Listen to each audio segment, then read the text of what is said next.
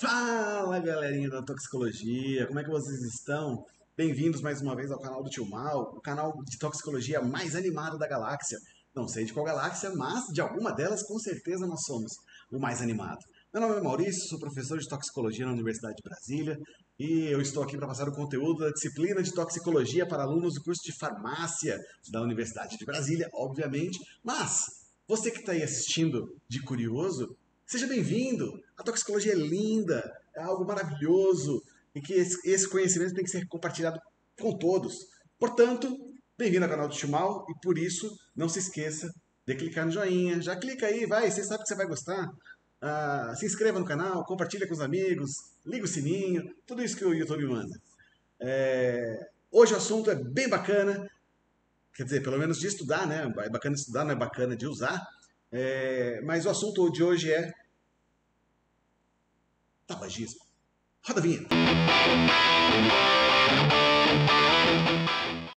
Hoje o assunto é tabagismo. Vamos falar sobre produtos derivados de tabaco, portanto.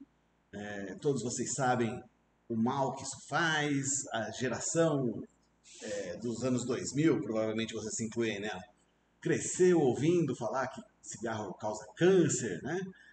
Mas é um hábito ainda muito arraigado na população brasileira e nós vamos falar sobre números, sobre consequências do uso, sobre como que a nicotina, que é o produto, a principal molécula responsável por causar dependência, como que ela atua. Vamos falar tanto bom sobre esse assunto hoje. Fica aí, acompanha a gente. O vídeo, mais uma vez, vai ser longo, como vocês sabem. Vídeo de aula é sempre longo, mas vai ser legal. Assiste aí, vamos lá. Vamos falar um pouco, então, dessa substância. O tabaco é provavelmente a segunda substância psicoativa mais consumida de todo o planeta em toda a história. Perde somente para o álcool, obviamente, por razões óbvias, mas, vamos dizer, tem um potencial de adicção, um potencial de causar dependência maior do que a maioria das substâncias que a gente conhece. E por isso que ela é tão usada. Né? O tabaco é uma planta nativa das Américas, e já era usada pelos índios e pelos locais desde muito antes do Colombo aparecer por aqui. Né? E um fato histórico bem interessante é que nenhuma sociedade aonde o tabaco tem entrado conseguiu eliminar o uso dele completamente depois. Para vocês verem a relevância e a força que essa plantinha tem. Como eu falei para vocês, é uma planta nativa do nosso continente aqui, das Américas, né?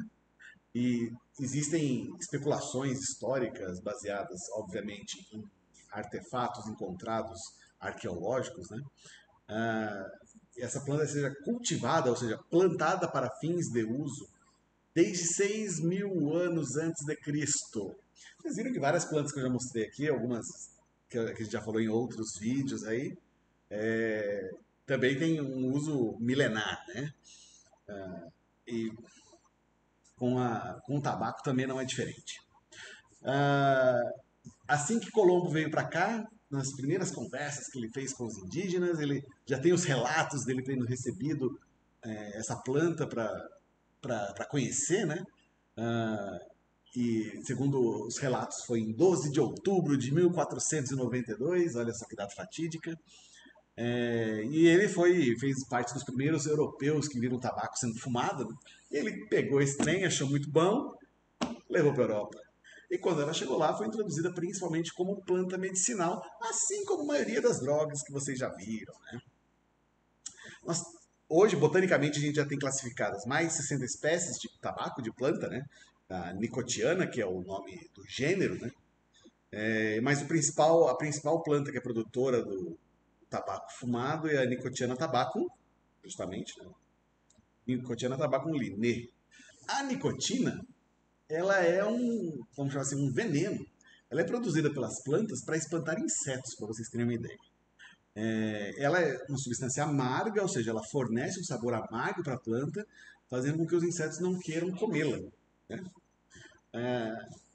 E as folhas da nicotina tabacum podem conter até 10% de nicotina. Tá? Estamos falando da planta fresca, certo? Isso é muito, né? Uma consideração bastante alta. Vamos lá, temos diversas formas de uso do tabaco hoje em dia.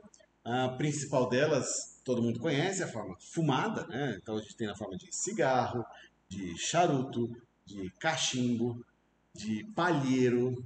Palheiro está em moda, voltou. Palheiro é um negócio da roça, existe desde sempre, né, e voltou à moda, agora virou gourmet, né? Tem os palheirinhos gourmet, o povo faz bonitinho lá, põe elastiquinho, enfim, né? É a gourmetização do passado, tá certo. E temos também as formas mascadas, né, do fumo de corda, que é um hábito bastante interiorano também e razoavelmente antigo, mas ainda temos consumidores do tabaco dessa forma, que se vocês olharem na figurinha, deixa eu botar o mouse aqui em cima, isso aqui é um fumo de corda, tá? Esse fumo de corda aqui ele é cortado e mascado, ok? Ele também pode ser aspirado na forma de rapé. Caso vocês não saibam, o rapé nada mais é do que folha de tabaco moída. A Europa viveu aí durante um tempo uma crise de dependência ao rapé, né? E é clássico, né? O pessoal descrever isso em filmes, tal, do povo cheirando rapé. Aí vocês vão me perguntar, mas professor, cadê o narguile? Cadê o famoso narguile? O narguile nada mais é do que um tabaco também fumado, né? Vai mudar o formato de você vaporizar ele, mas ele também é tabaco queimado, né? Ah, mas é como se fosse um banho-maria, ele borbulha, né? Purifica. Não caiam nessas letras, tá? Não é minha intenção falar especificamente do narguile, porque é um hábito, vamos dizer assim, que não tende a permanecer historicamente, né? Apesar de estar sendo bastante utilizado atualmente, mas não é um hábito que tenha histórico de uso e que tenha tanta gente assim usando no mundo, vamos dizer, né? Comparado com o tabaco fumado, né? Legal. Vamos ver aqui, vamos ampliar esse slide aqui para vocês verem. Massa. Esses dados aqui, eles refletem o uso de tabaco no Brasil entre homens e mulheres. E isso desde o comecinho ali dos anos 90, 1989, 1990, até o ano de 2010. Eu acho que tem um dado um pouco mais recente no outro gráfico, mas esse daqui ele traz algumas informações importantes. Se vocês observarem, é nítida a queda, né? Tanto em azulzinho nós temos homens, em vermelhinho nós temos mulheres. Então, percentual de pessoas tabagistas. Se a gente for olhar lá no começo dos anos 90, a gente tinha quase 45% de prevalência de tabagismo no Brasil entre homens, ou seja, quase metade dos homens fumavam. E aí, uma entre quatro mulheres também. Ou seja, o uso de tabaco era uma coisa extremamente comum, aceita, não existia nenhuma restrição, tal. Para vocês terem uma ideia, o primeiro imposto que era específico somente para o tabaco foi criado em 1990. É algo razoavelmente recente. E lá e por que decidiram fazer isso, né? Porque em 1990 a gente já sabia que cigarro causa câncer, que cigarro tem um monte de problemas associados, causa enfisema pulmonar, causa problemas respiratórios diversos, né? E como política pública, nós começamos a aumentar o preço do cigarro. E a forma primária de fazer aumento de preço é inserir um imposto em cima, né? O governador a fazer isso. Em 1996, foram inseridas aquelas imagens de advertência que vocês devem ver atrás do maço de cigarro, tipo uma pessoa com um dente preto ou tipo um câncer aparecendo, um pé desfacelado, uma, uma criança chorando, enfim. Essas imagens de advertência foram incluídas lá em 1996, também como política de diminuir o uso do tabaco, certo? Além disso, foram implantadas políticas de restrição de publicidade. Até então, a publicidade do tabaco era muito comum. A indústria tabagista era a principal publicitária ou pagadora de publicidade em diversos esportes, né? Fórmula 1, por exemplo, até meados dos anos 90 era só cigarro, basicamente, né? Cigarro pagava todas as publicidades, né? Se vocês lembrarem do carro do Ayrton Senna, ele primeiro ele andou numa numa Toleman, que era um cigarro francês, o patrocinador. Depois ele andou numa Lotus, que era um outro cigarro chamado John Plague Special. Depois mudou para o Camel, que tem aqui no Brasil também. E depois ele foi para a McLaren, que tinha o Marlboro como patrocinador, que é uma marca também de cigarro, para quem não sabe. E aí, quando ele foi para a Williams, era o Reutemanns, que é um cigarro europeu também, que era o principal patrocinador da Williams.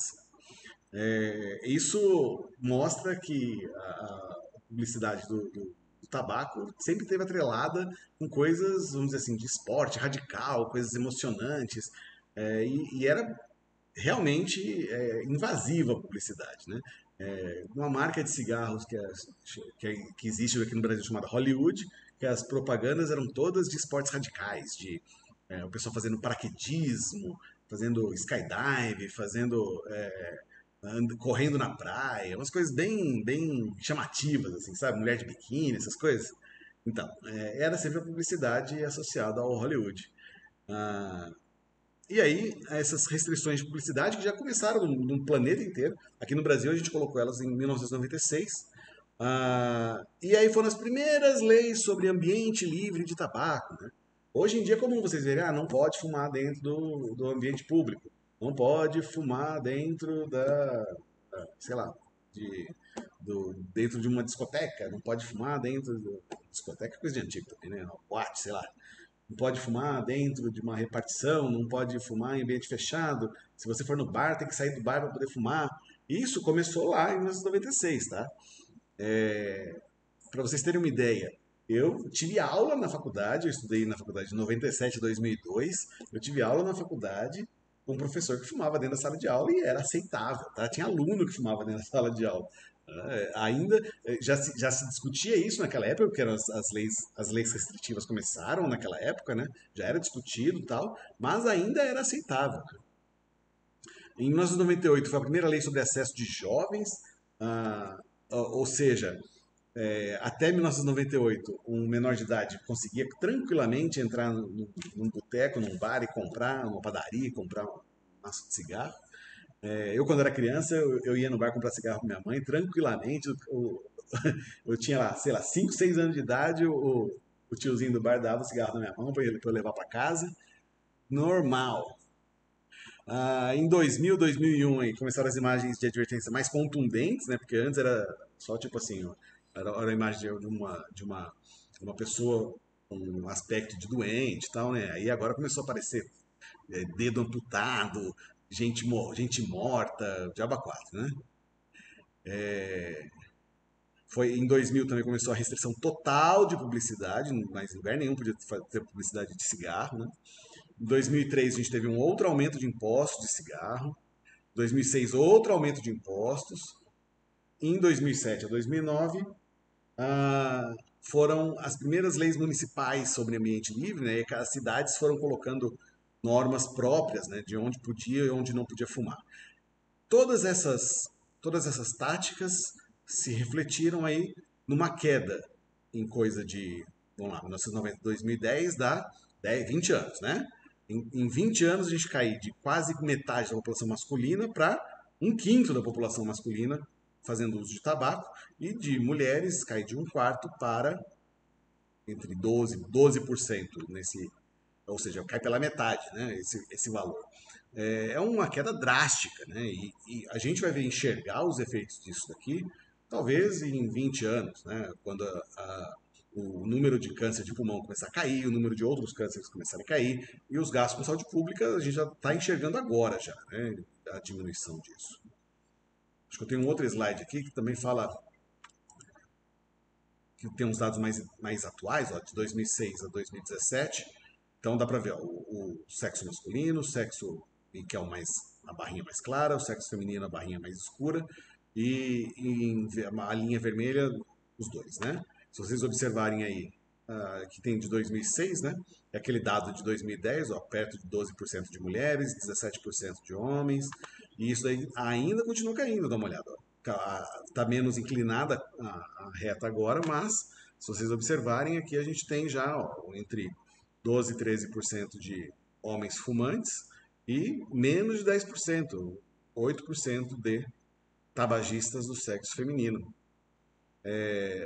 E se vocês forem parar para comparar com outros países, vocês vão ver que o Brasil é referência mundial na diminuição do tabagismo por causa justamente de todas essas táticas que foram aplicadas.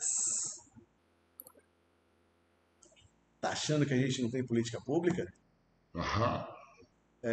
Pode ser que a gente não tenha hoje, né? Mas muitas políticas de Estado já foram feitas no Brasil. Tanto é que a gente tem várias coisas que funcionam, né? E que são políticas que não foram criadas para atender vontade de governo A ou governo B, né? Mas são políticas de saúde pública, que elas necessariamente precisam acontecer em função do tempo. E o resultado está aí, ó. Uso o Nextlight. Bom, Android. Por que ele não funciona quando eu quero? Ele funciona quando ele quer. Outro dado epidemiológico, tá? É muito comum a gente atrelar o uso do tabaco a jovens, né? E é normalmente quando a pessoa começa o hábito do tabagismo dela normalmente. Então, alguns estudos mostram que o uso realmente do tabaco na população jovem, né, universitária, ele é realmente maior, né? Se vocês forem parar para olhar aqui o uso de tabaco em universitários de 27 capitais brasileiras, a gente tem uma média de 21,6%. Tá? E a gente olha e vê que existe mais equilíbrio entre a população masculina e feminina. Né? Mas existe uma diferença entre ensino público e ensino privado, sendo que no ensino público as pessoas acabam usando menos tabaco do que no ensino privado. E existe também uma diferença grande entre as regiões do Brasil. Né? Vejam, as regiões sul e sudeste são as regiões onde a gente tem mais gente usando tabaco. Nas regiões norte, nordeste e centro-oeste, esse número é abaixo de 20%. Mas ainda assim são números bem maiores do que os números que a gente tem da população em geral hoje. Né? A tendência é que diversos desses daqui tornem-se dependentes mesmo, né, e vão continuar usando na sua vida adulta, mas vários deles vão acabar conseguindo parar de fazer o uso do tabaco. Né? Pelo menos é a nossa esperança. Vejam, isso aqui é interessante, a gente comparar o uso do Brasil, isso com outros países, né? E porque a gente tem a tendência a achar, como a gente não tem essa visão do tempo, né? A gente não vê o tanto, a não ser que você seja velho igual eu, assim, você que é jovenzinho, você, tem muita gente que fuma tal, né? Eu sei que hoje a gente fuma, a população brasileira fuma muito menos do que já fumou, né? E se a gente for parar para olhar, aqui a gente tem países que, vamos lá, seriam considerados países mais evoluídos ou mais desenvolvidos, tal, e a gente vê que a relação do uso do tabaco não necessariamente tem ligação com isso, tá? Se vocês forem olhar aqui, ó, por exemplo, Chile, Cuba, tudo bem que Cuba é onde fabrica-se charuto, né? Então o hábito do tabagismo lá é até estimulado. Bolívia, Argentina, Uruguai, tudo país da América do Sul, certo?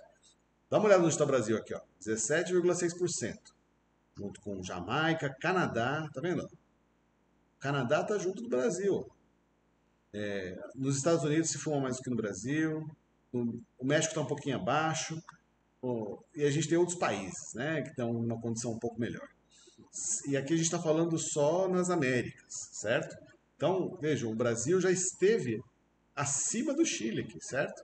Mas hoje nós estamos, olha só, com um percentual bem menor, né? Não estamos no ótimo ainda, né? O ótimo seria aqui Barbados, né? Mas, enfim. Existe uma diferença entre homens e mulheres, e vocês podem observar isso aqui já no Brasil, né? Entre usuários de tabaco.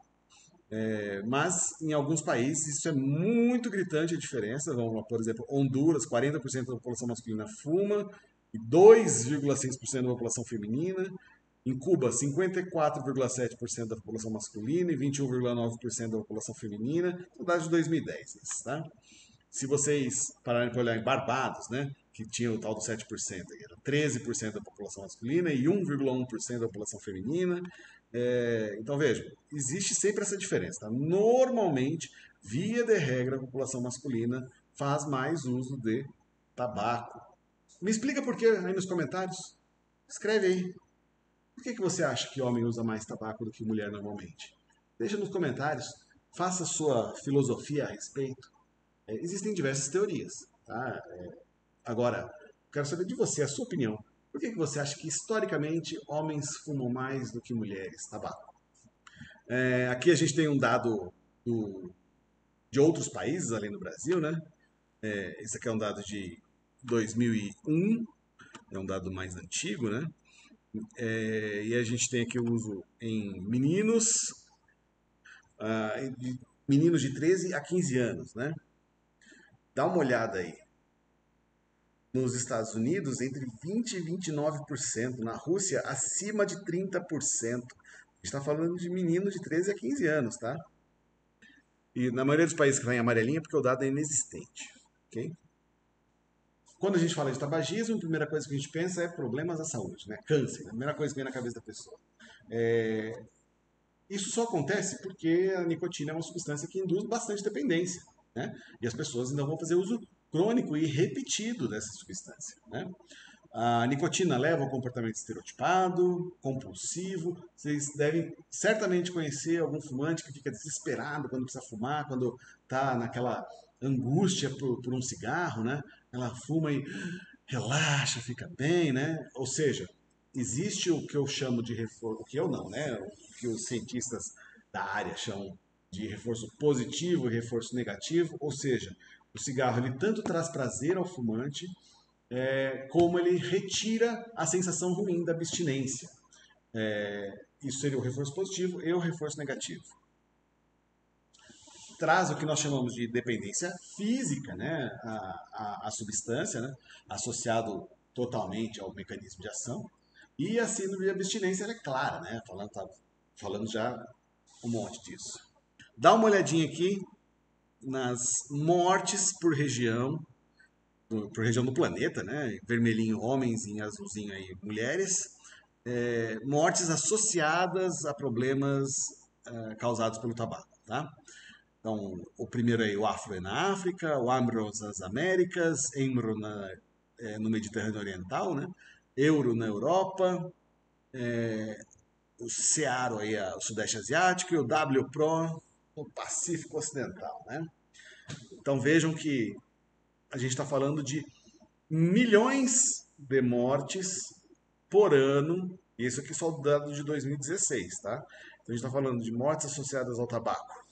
Só nas Américas, a gente está falando aí de quase 1 milhão de mortes, né? Somado aí homem e mulher. Se a gente for parar para pensar, é um absurdo, né? É muita gente que falece por ano por problemas associados ao tabagismo. E quais são esses problemas, né? Quais são esses maiores problemas? O primeiro deles a gente vai falar câncer de pulmão, né? Pô, é o mais famoso, mas não é o único. A gente tem a doença coronariana, cardíaca, né? A obstrução pulmonar ou doença pulmonar crônica, né? Que outros diagnósticos podem levar à morte também, derrames, outros tipos de câncer. E boa parte das pessoas que morrem são pessoas que têm simplesmente um tabagista na família, ou seja, são fumantes passivos e que apresentam alguns desses problemas, né, desses descritos aí nesse gráfico. Esse daí é o dado anual dos Estados Unidos, tá? Legal. Vamos ver então o efeito da nicotina sobre o corpo. Primeira coisa, relaxamento, bem-estar, isso aumenta a transmissão de dopamina, dá aquele desejo de repetição que eu falei lá na aula de cocaína. Põe aqui no card. Ó, aula de cocaína, tá aí em cima. Ó. E isso é o que leva, o principal motivo que leva à dependência, né? Mas existem outros efeitos da nicotina. Né? Como ela irrita os receptores de dor, os nossos receptores de dor, é comum o aumento da sensibilidade à dor em tabagistas. Existe inibição da produção de urina, aumento do risco de trombose, já que a nicotina causa tanto vasoconstrição, como ela também promove a coagulação do sangue. Existe aumento da frequência cardíaca, com ativação do sistema nervoso simpático, aumenta a concentração de adrenalina no corpo, aumento da frequência respiratória, A nicotina, ela é um indutor de vômito, ok? Então, significa que a pessoa vai fumar e vai vomitar. Você deve saber disso, obviamente. Mas a nicotina em doses maiores, principalmente se não for pela via de cigarro, ela pode induzir o vômito sim, tá? Ela diminui a produção de suco gástrico pela ativação do sistema nervoso parasimpático, né? O que pode ser problemático, porque a diminuição da produção de suco gástrico aí vai também diminuir a produção do muco protetor do estômago, né? E isso pode levar a lesão. A nicotina também reforça a atividade intestinal, justamente por essa mesma ativação do sistema parasimpático, e por isso que tem muita gente que é tabagista crônico, que só consegue ir no banheiro fumando, né? Para fazer as suas necessidades fisiológicas. Como eu falei para vocês, existe o aumento da vasoconstrição, consequente aumento de trombose, aumento de chance de trombose, né? Também aumento da pressão.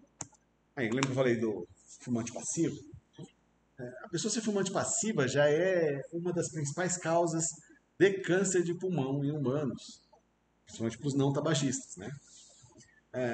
A fumaça do cigarro ela é um irritante das vias aéreas superiores, mesmo aquela fumaça da pessoa que está exposta. E estima-se que 3 mil americanos morram por ano de não fumantes, né? Só pelo fato de serem fumantes passivos. E sabemos que em crianças, e muitas crianças são fumantes passivas, porque elas moram com pais que são tabagistas, o cigarro em crianças é um risco para infecção respiratória, infecção auditiva, para desenvolvimento de asma, enfim, um monte de problemas respiratórios que a criança desenvolve por causa de ter um pai ou mãe tabagista. Legal, vamos falar então da cinética. Cinética, de absorção da nicotina. Né? Pela via pulmonar, 90% da nicotina fumada é absorvida. Ela é facilmente absorvida pelos pulmões, em uma quantidade grande. Que quantidade é essa? Né? Cada cigarro tem aproximadamente 1 miligrama. Tá? Ah, mas tem o Free Light, tem... Eu ia falar Free Paga Eu, mas não quero dinheiro vindo do cigarro, não, pelo amor de Deus. Mas tem cigarro com menos nicotina. Gente, existe uma lenda urbana que foi bastante propagada, inclusive pelos fabricantes de cigarro, é de que a existência de menos nicotina no cigarro vai ser bom para a pessoa. Vamos lá. A nicotina ela é responsável pela dependência, certo? Se a pessoa fumar menos nicotina, ela vai fumar mais cigarros.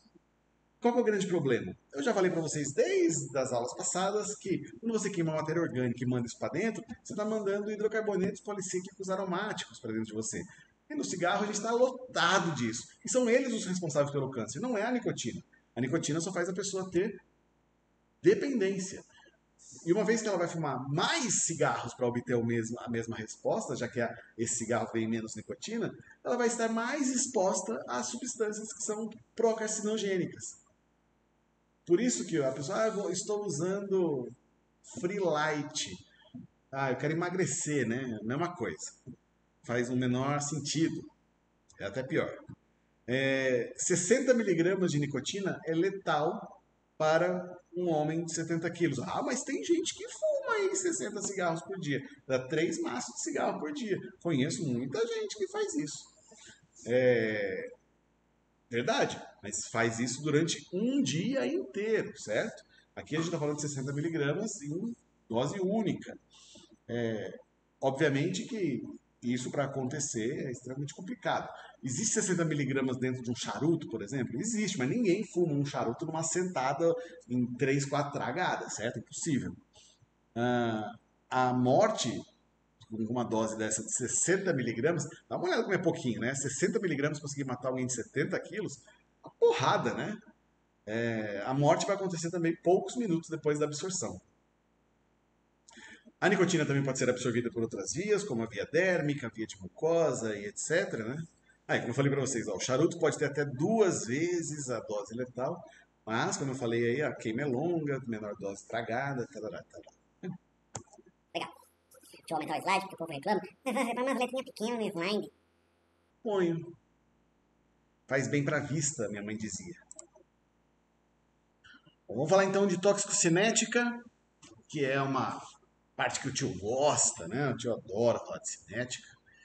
Obviamente que as diferenças, tanto da forma de usar o tabaco, como do hábito que a pessoa tem pelo uso, fazem com que a pessoa tenha maior ou menor propensão ou a padrões diferentes de adicção ou dependência, né?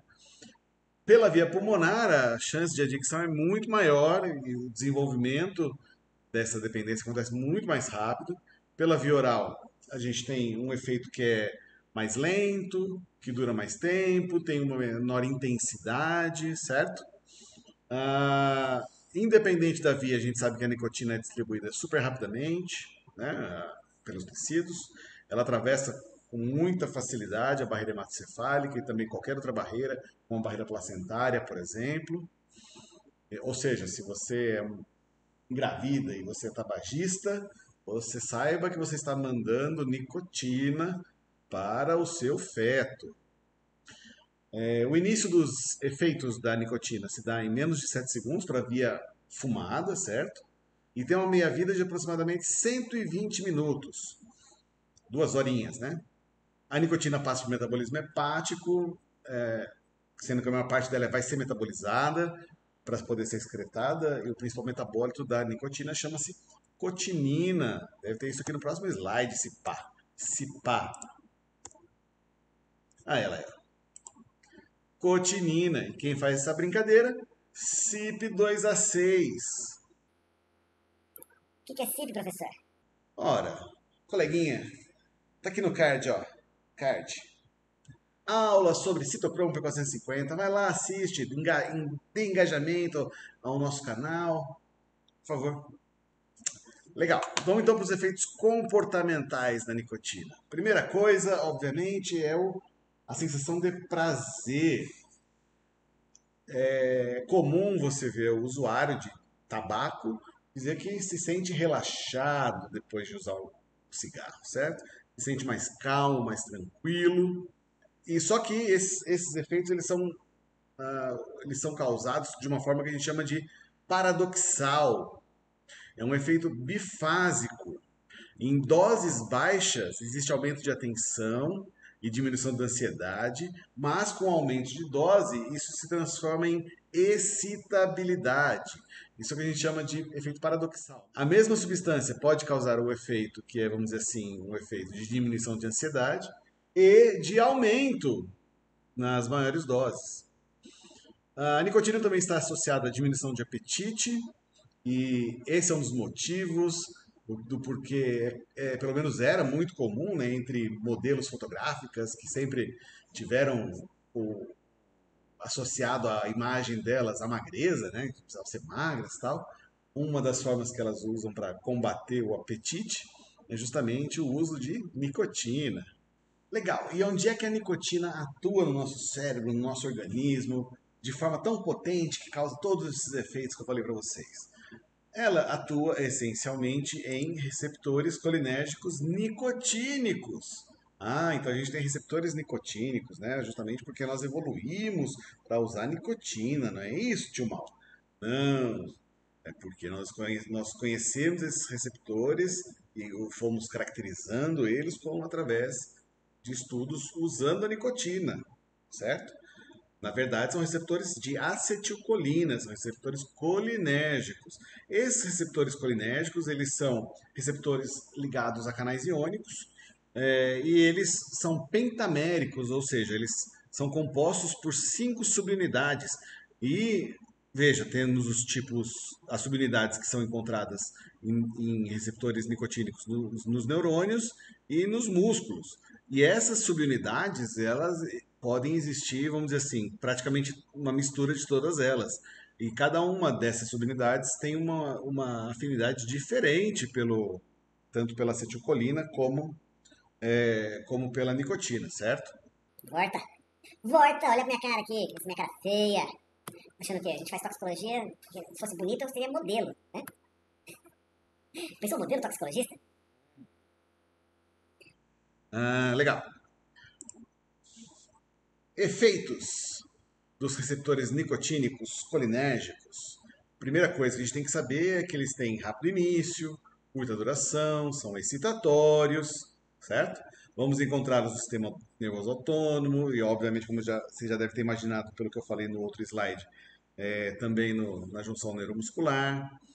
E eles é que vão ser os responsáveis aí por esse efeito bifásico da nicotina, né? Lembra que eu falei para vocês? Em doses baixas, os receptores nicotínicos estão associados à estimulação. Em doses altas, eles dão um breve estímulo, seguido por bloqueio da transmissão. E exatamente por isso o efeito bifásico também da nicotina. Legal, olha aqui só, aqui na Wikipédia, em inglês, hein, pelo amor de Deus. Vocês vão conseguir encontrar os diversos tipos ou pelo menos os mais comuns, de receptores nicotínicos já encontrados, né? E o efeito deles, né? Então a gente tem os tipos que são musculares, os ganglionares, dá uma olhada. Por exemplo, aqui, ó, tipo ganglionar alfa 3, 2, beta 4, 3. Significa que ele tem duas subunidades alfa 3 e três subunidades beta 4. Ele está presente principalmente nos gânglios autonômicos, né? Então nós temos os receptores nicotínicos, que são do tipo ganglionar, por exemplo, e vai ser responsável pelo estímulo pós-sináptico excitatório, principalmente por aumento da permeabilidade ao sódio e potássio, mas a gente tem vários outros, né? Vários outros receptores que têm afinidades diferentes por diferentes substâncias, né? Se a gente for parar para olhar, os agonistas aqui dos receptores nicotínicos, desse tipo muscular, nem entra aqui para vocês verem como um agonista importante a nicotina, mas dos outros, ó, do tipo ganglionar, do tipo heteromérico, do sistema nervoso central, alfa 42, beta 23, temos aí a nicotina também aqui, ó. Nicotina também no outro subtipo de receptor nicotínico do sistema nervoso central, o alfa 32, beta 43.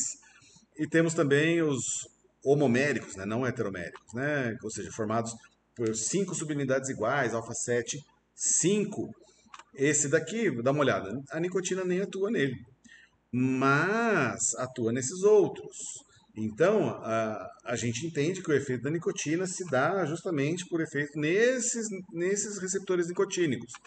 Tanto é assim que alguns antagonistas nicotínicos, como a bupropiona, atua justamente como antagonista desses mesmos receptores nicotínicos e ela é usada com um certo grau de eficácia no tratamento justamente à dependência à nicotina, certo? Esses receptores nicotínicos no sistema nervoso central são encontrados no cérebro inteiro, mas eles têm uma boa concentração no hipocampo e alguns deles são, como eu falei para vocês, até pré-sinápticos.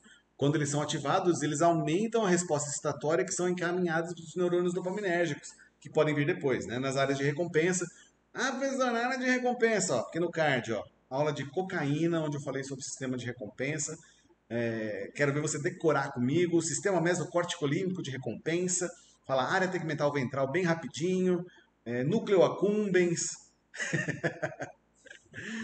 Esses nomes estranhos nada mais são do que regiões do cérebro, tá? Que são responsáveis pelo prazer, pela recompensa e tal. Vamos entender então um pouco dos efeitos da nicotina, né? Inicialmente ela pode causar náuseas, pode causar vômito, e aqui, obviamente, eu estou falando de pessoas que não têm contato prévio com a nicotina, né? Esse estímulo no tronco cerebral ele é relevante, mas também os estímulos na terminação nervosa do estômago, que são aqueles estímulos pré-ganglionares, né? Esse efeito, que é o efeito da náusea, do vômito, ele sofre tolerância, ou seja, ele só vai acontecer em doses bem maiores com rapidez, e é por isso que os usuários crônicos de tabaco não têm náusea nem vômito, né? Quando estão expostos ao tabaco, você pega uma pessoa que nunca fumou, e quando você põe ela estimula ela a fumar, você já deve ter visto aí que a pessoa sente daquela tosse, tem uma vontade de né?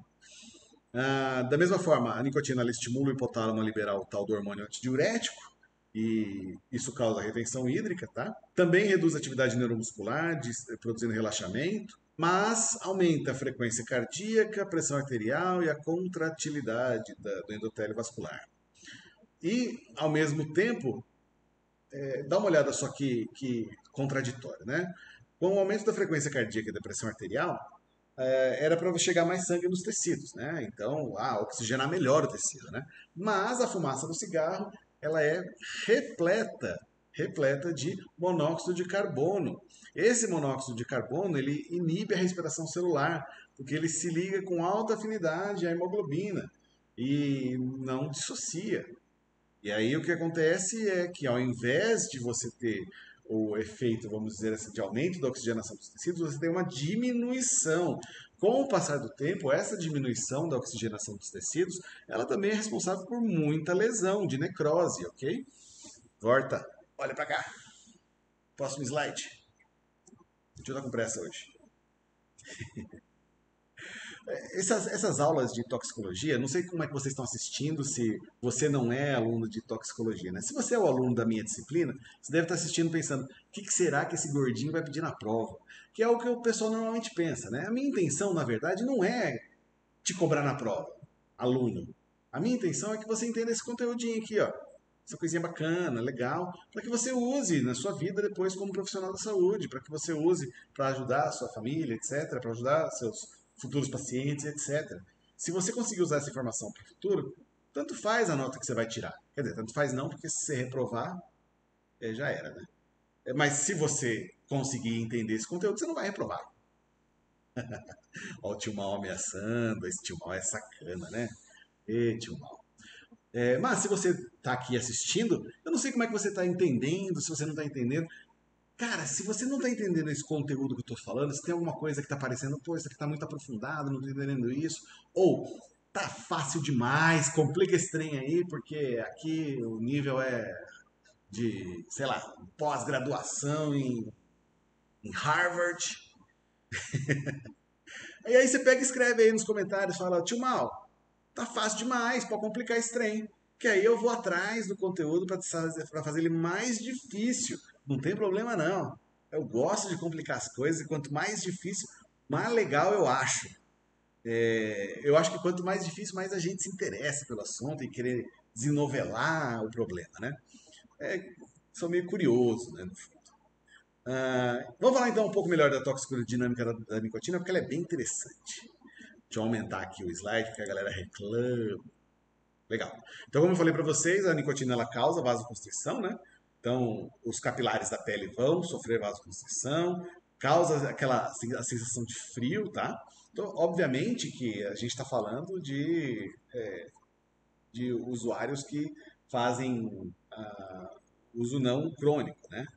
Mas, em uso crônico, causa afinamento da pele justamente por causa da diminuição da oxigenação do tecido. E com isso ele vai regredindo e é responsável pela produção de rugas. É o que a gente chama de envelhecimento acelerado. E isso você pode ver na minha aula de toxicodinâmica, que está aí no card agora. Ó. Na minha aula de toxicodinâmica, um dos mecanismos para formação desse envelhecimento acelerado da pele é justamente o processo de lipoperoxidação associado às espécies reativas de oxigênio que a falta de oxigenação no tecido causa. Vê lá, ó, lipoperoxidação na aula de toxicodinâmica, tá aí no card, ó, que é justamente o tema aí de baixo, que está escrito aqui, ó, pode aumentar o metabolismo de lipídios, né? Diminui o paladar, mas vamos lá, voltando. Não só isso, né? Não só na lipoperoxidação, mas também em lipídios, normalmente, né? Isso é um dos motivos do pessoal usar achando que vai emagrecer e tal. Mas isso também a tolerância em cima disso, ela é grande e veja, para a pessoa emagrecer abruptamente usando tabaco, ela tem que fumar muito, né? Então é muito mais prejudicial do que benéfico. Tabaco também diminui o paladar. É comum você ver pessoas que param de fumar dizerem, nossa, voltei a sentir o cheiro e o gosto das coisas, né? E não é Covid. Mas existem efeitos benéficos da nicotina, assim como toda substância, não é só efeito negativo e positivo, né? Aliás, não é só efeito negativo. Existem também os efeitos positivos, como aumento de atenção e memória. E é exatamente por isso que você pega pessoas fumantes, quando elas têm que estudar alguma coisa, assim, elas têm que prestar atenção em alguma coisa. Se ela estiver fumando, ela consegue prestar atenção melhor, porque aumenta o quesito de atenção, né, do usuário. Mas em altas doses pode aumentar nervosismo, dar aumento de tremores, convulsões, ataques de pânico. E em doses usuais, pode ter um efeito antidepressivo momentâneo, né? É mais associado à sensação de prazer do que qualquer coisa. Aqui, ó. Fazendo propaganda. Paga nós, Netflix. É, Tô procurando um jeito de patrocinar o canal aqui de qualquer forma, né? Não posso vender drogas, obviamente, que seria o assunto mais atrelado à disciplina, mas não faço apologia ao uso de drogas, pelo contrário. Então tem que achar alguma forma, né? Se eu falo de tabaco, tô aqui com a camiseta do The Walking Dead, né? Representa bem um tabagista, né? Eu posso falar, porque como a maioria dos adolescentes da minha época, eu fui bastante imbecil, né? E fiz uso de tabaco durante um tempo aí. E isso, obviamente, eu sofro as consequências disso, ó. Os meus cabelinhos brancos, ó, minhas ruguinhas aqui no olho, meus dentinhos amarelos. Isso faz parte da herança de um ex-tabagista. Parei de fumar já há quase 10 anos, 15 anos, sei lá. Faz um tempão aí já que eu parei de fumar. Não sinto falta, graças a Deus. Mas, vejam, é, todos esses efeitos que eu estou descrevendo para vocês, eu estou falando de conhecimento próprio. E é claro que não tenho orgulho nenhum em falar isso. Eu era um The Walking Dead, eu era um zumbi. Legal. Vamos falar então desse tal paradoxo de Nesbitt que está associado à nicotina. Vamos filosofar um pouco. A gente sabe que a nicotina ela ativa os receptores colinérgicos, né? E leva à liberação de adrenalina, porque ela ativa uma neurotransmissão excitatória. Mas, ao mesmo tempo, a maior parte das pessoas diz que isso relaxa elas, né? Então, vamos lá. Como é que uma substância que causa vasoconstrição, uma substância que aumenta a frequência respiratória, aumenta a frequência cardíaca, aumenta a pressão arterial, pode relaxar alguém, né? Isso pode ser a principal razão do porquê que as pessoas fumam, né? E aí a gente começa a entrar no tal do paradoxo de Nesbitt, né? Será que as pessoas simplesmente têm um alívio da abstinência, né? Um alívio da eliminação da sensação de retirada, né? Ou depende da situação onde o tabagista está usando, ou seja, se a pessoa tiver em uma situação estressada, ela vai se sentir relaxada, se ela tiver uma situação de baixo nível de estresse, ela vai se sentir mais estimulada. Esse é um paradoxo que, vamos lá, existem algumas teorias em cima, né? Vamos lá. Quem é fumante relata os efeitos positivos, subjetivos, tanto se a nicotina for administrada pela via do tabaco ou pela via injetável, mas se você der a mesma substância para uma pessoa que não é tabagista, veja, pela via intravenosa, por exemplo, tá? As pessoas que não são tabagistas não relatam isso como uma sensação prazerosa. E é exatamente por isso que uma das principais formas da gente falar que o tabaco causa dependência é justamente porque ele causa uma sensação de abstinência muito forte.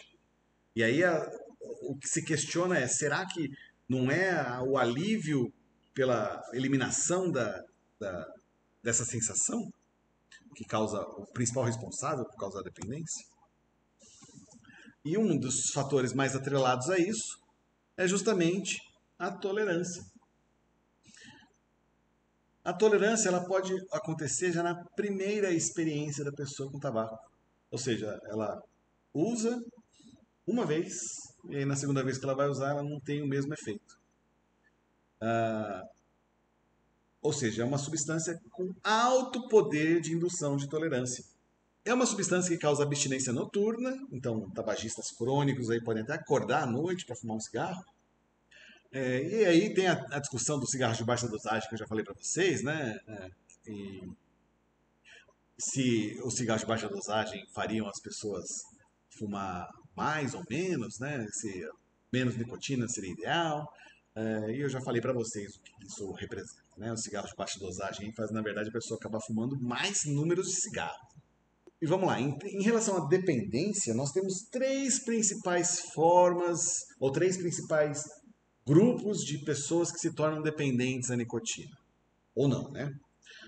A primeira delas, a primeira delas é aquela que tem dependência muito rápida, tá? Ou seja, faz pouco uso de nicotina e se torna dependente rapidamente, ou aquelas que precisam usar durante um bom tempo, usa muitas vezes por farra, por brincadeira, porque os colegas fumam tal, e aí ela faz um uso recreativo só quando sai, não sei o quê. E depois de algum tempo, meses, às vezes anos, é que ela vai se tornar dependente da substância. E tem aquelas pessoas que podem fumar o que quiserem, quanto quiserem, durante o tempo que quiserem, que não serão resistentes, conseguem parar quando quiserem. E isso já é muito bem descrito em literatura. Existem esses três tipos de pessoa. Você tem como saber em que grupo que você se encaixa? Só se você experimentar. E se você experimentar e você for um de início rápido, como eu fui na minha adolescência, você tem a grande chance de se tornar dependente. Quando eu era adolescente e eu comecei a usar o tabaco, foi crítico, né? Na verdade, eu passei por uma experiência intrauterina de tabaco, né? Porque minha mãe fumou durante a gravidez dela. Obviamente que ela na época não sabia os males, né? Ou tipo, até imaginava os males que fazia, porque já se sabia isso um pouco na época, mas não acreditavam que eram tão graves esses males, né? Acontece que então o meu cérebro já tinha tido contato inicial com a nicotina, e aí quando eu fiz lá meus 17 anos, experimentei a nicotina pela primeira vez e foi uma sensação muito prazerosa. Muito, muito, muito, muito prazerosa. E essa sensação prazerosa me acompanhou durante alguns anos aí, enquanto eu usei o tabaco. Mas, isso eu me lembro bem da primeira vez que eu experimentei um cigarro e nada se iguala. Nunca houve nenhum outro cigarro que eu fumei na minha vida inteira se igualou àquele primeiro, né? Ou seja, a tolerância ela pode acontecer muito rapidamente mesmo, né? E veja, parar de fumar é fácil. Como eu falei para vocês, temos aqueles que são resistentes, que conseguem parar de fumar quando querem, né? Mas não é tão simples assim para quem para quem não faz parte desse grupo. Todas as pessoas que são fumantes sabem o mal que ela faz hoje em dia, o mal que o cigarro faz. E a maior parte dos fumantes quer parar de fumar, né? Ou gostaria de parar de fumar. E por que não é tão fácil assim, né? Porque não existe uma única terapêutica sozinha que resolva todos os casos, né? Hoje, o que é preconizado pelo Ministério da Saúde é o uso de farmacoterapia junto com terapia comportamental, que pode ser, vamos dizer assim, o início da terapia para parar de fumar, né? Então, a pessoa entra num grupo de terapia para tratar esse hábito compulsivo, né? E normalmente ela acaba precisando do uso de fármacos, que a gente vai falar daqui a pouquinho. Entretanto, nenhuma das duas terapias, normalmente, sozinhas, são suficientes para a maioria das pessoas, tá? Em conjunto, elas têm uma eficácia média baixa, certo? Sozinhas, quase ninguém consegue eliminar se não for uma pessoa resistente, né? Por que é tão difícil parar, professor? Temos aí dependência química, dependência física, dependência psicológica, dependência social. Como assim? Pelo fato do tabaco ser uma substância lícita na maior parte dos países, essa dependência que é uma dependência cerebral, de prazer, tal, ela vem associada com hábitos, né? E esses hábitos, eles são hábitos reforçadores.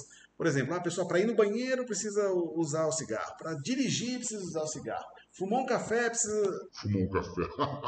tomou um café precisa do cigarro. Vai fazer qualquer coisa, ela atrela o uso de um cigarro. Vai tomar uma cerveja precisa do cigarro, entende?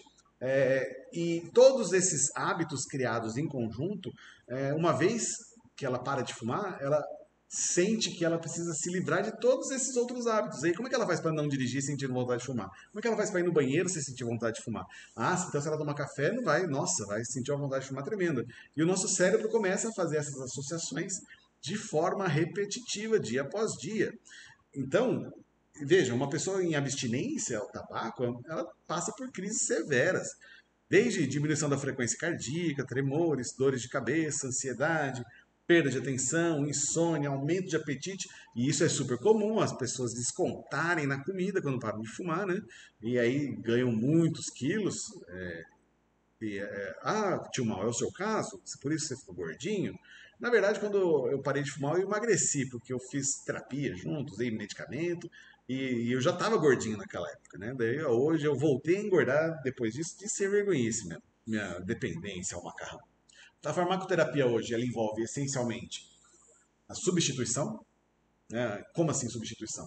Existem chicletes, existem adesivos, existem várias formas de substituição da nicotina fumada por nicotina ou por outra administração. E essa nicotina, então, ela começa em doses altas, né? Então, várias unidades do adesivo, por exemplo, um adesivo de maior concentração.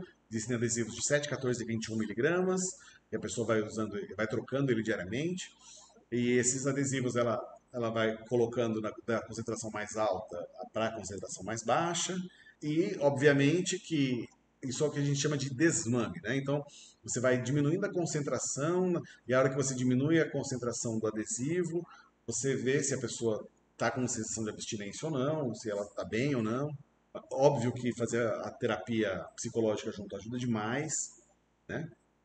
É, existem ainda os inaladores ou cigarros eletrônicos. Ah, professor, outra coisa que o senhor esqueceu de falar. O pessoal usa muito hoje em dia, são os vapors, né? Ah, verdade, tem os vapors, que administram a nicotina de outra forma, né? Enfim, é uma via fumada também, é bastante semelhante. Também tem queima, também tem, enfim, liberação de um monte de substância problemática. Ah, mas não tem a planta ali, você pode ter só um sachêzinho de nicotina. Então, mas tem outras substâncias, que são solventes, que são os polímeros que são usados para fazer a administração disso. A ideia desses vapors ou desses cigarros eletrônicos é justamente fazer essa substituição do cigarro fumado para ir diminuindo a dose até que a pessoa consiga parar de fumar. Mas conhecemos o ser humano, né, e obviamente que ele começou a fazer uso disso como recreação. Grande diferença das vias diferentes, né, de administração da nicotina é justamente isso aqui, ó, concentração plasmática por tempo. Um cigarro de 1 a 2 miligramas ele vai ter uma concentração muito rápida, em menos de 10 minutos vai alcançar o pico de concentração plasmática. Quando eu falo de plasmático, estou falando de sangue, tá? E aí ela vai caindo com o tempo, vai caindo, vai caindo, vai caindo, até chegar aqui nos 120 minutos que eu falei para vocês, que é a meia-vida, né, aproximada, né, da nicotina. Qual que é a diferença? Se eu uso a nicotina por spray nasal, tá, ela vai ter um pico menor e vai diminuindo. O spray nasal também tem a intenção de ser usado como substituto, certo? Ainda nós temos, dá uma olhada só a diferença. O chiclete, ele vai sendo mascado, né, e vai liberando ao pouquinho durante o tempo. E o grande diferencial aqui do que eu falei para vocês dos adesivos, dá uma olhada, a concentração plasmática vai subindo, subindo, subindo, subindo, subindo, subindo, subindo. E aqui ainda não alcançou a concentração máxima, tá? Nos 120 minutos. Por que isso é relevante? Porque principalmente quando a pessoa vai querer parar de fumar, se dos grandes problemas do dependente ao tabaco é quando ele acorda. Se você perguntar para qualquer tabagista, ele vai te falar: o primeiro cigarro da manhã é sempre o mais gostoso, é sempre o melhor. É aquele que dá mais prazer de fumar. Porque justamente a pessoa está com uma maior abstinência naquele ponto. O uso do adesivo ele é interessante para ser feito antes da pessoa dormir, justamente. Que aí vai liberando isso daqui durante a noite. Se a pessoa tem aquele hábito de levantar à noite para usar o cigarro, ela não vai sentir essa vontade. E quando ela acordar de manhã, ela não estará num nível de dependência tão intenso. Aquele primeiro cigarro da manhã não vai ser mais tão prazeroso como era antigamente. A tecnologia farmacêutica ajudando na dependência química. Além disso, temos outros fármacos, né? Isso aqui é uma aula para alunos de farmácia, portanto, por isso que eu preciso explicar essa terapêutica, certo? O primeiro deles, mais usado, é a bupropiona, que pode ser usado em conjunto, inclusive, com esse desmame de nicotina, tá? Foi aprovado pelo FDA em 97 para o controle do tabagismo. Inicialmente, essa substância era usada como antidepressivo, ela tem ação como antidepressivo, na verdade, ainda, né? Mas ela, ela atua naqueles receptores nicotínicos, como eu mostrei para vocês, também. E esse é um mecanismo que a gente acha que funciona, que é o mecanismo pelo qual ela funciona, né? A gente não tem muita certeza se é exatamente esse antagonismo naqueles receptores que faz toda essa diminuição no impulso da pessoa querer fumar, né? Obviamente que pelo efeito antidepressivo também diminui o quadro de ansiedade da pessoa, diminui toda a parte social ou problemática social para a pessoa e faz com que ela também tenha menor vontade de fumar, né? A bupropiona ela inibe também a recaptação de dopamina e noradrenalina, tá? E é o meio, como ela funcionava aí para ter ação antidepressiva. Um outro fármaco. O Brasil é comercializado com o nome de Champix, a vareniciclina. É um fármaco que foi desenvolvido especificamente para essa finalidade. Ele vai ser um agonista parcial dos receptores alfa-4 beta-2, ou seja, vai ter um efeito que seria um efeito semelhante aos efeitos da nicotina. Ele ativa fracamente a transmissão colinérgica, mas, então entendem que, como não é tão forte quanto da nicotina, ele, vamos dizer assim, ele causa um efeito menos intenso e a pessoa não vai se tornar dependente à vareniciclina, certo? E quando ela está lá, ela impede a ligação da nicotina com o receptor. Dá uma olhadinha nesse gráfico aqui. Ela seria esse agonista parcial aqui, né? Um agonista total levaria um máximo de atividade daquele neurônio. Já um agonista parcial, que é o caso da vareniciclina, leva a uma ativação menor e, portanto, menos efeito. Entretanto, vejam, vamos sair distribuindo isso para todo mundo? Olha lá. Tanto no Brasil, a vareniciclina recebeu o nome de Champix, né? Mas nos Estados Unidos, o nome deles lá é Chantix. Sei lá porque que eles trocam essas letrinhas, né? E o Ziban é a bupropiona, a primeira marca que desenvolveu a bupropiona, né, que vendeu a bupropiona. Eles ganharam a necessidade de colocar anúncios sobre eventos mentais severos, né? Se vocês olharem aqui, algumas pessoas que tomaram o Chantix e o Ziban começaram a experimentar mudanças não usuais no comportamento, se tornaram depressivas ou, caso elas já fossem depressivas, tiveram a sua depressão piorada e começaram a ter pensamentos de suicídio ou morte. Isso aqui é super importante, uma vez que se a pessoa começa a relatar esse tipo de pensamento suicida, o médico que fez a prescrição desses medicamentos, obrigatoriamente ele tem que suspender a terapêutica, certo? Aí ele tem que se buscar outras formas de fazer esse tratamento. E era isso que eu tinha para vocês. Aulinha razoavelmente compridinha hoje. Deixa eu tirar aqui esse treco da tela. Legal. Acredito que vocês todos que estão assistindo saibam do problema do tabagismo no Brasil e no mundo. Hoje, ainda bem que nós temos uma queda do número de tabagistas, apesar de a gente ter modinhas como os vapers, temos as modinhas como o uso dos narguilés. Essa modinha a gente espera que passe, né, e que seja a modinha de uma geração, vamos dizer assim. Mas que não traga maiores problemas para o futuro, né? Nós não queremos voltar a ter quase metade da população tabagista. E a gente não quer isso exatamente por causa dos problemas associados, problemas à saúde associados ao uso dessa substância, que envolvem câncer e outros problemas. Espero que vocês tenham gostado. Se vocês curtiram, já sabe, deixa o joinha, se inscreva no canal, aquela papagaiada toda que o YouTube adora. A gente se vê por aí. Na próxima aula que eu vou passar para vocês, espero que vocês assistam. Fique bem, não fume. Valeu, galera. FOI, fui!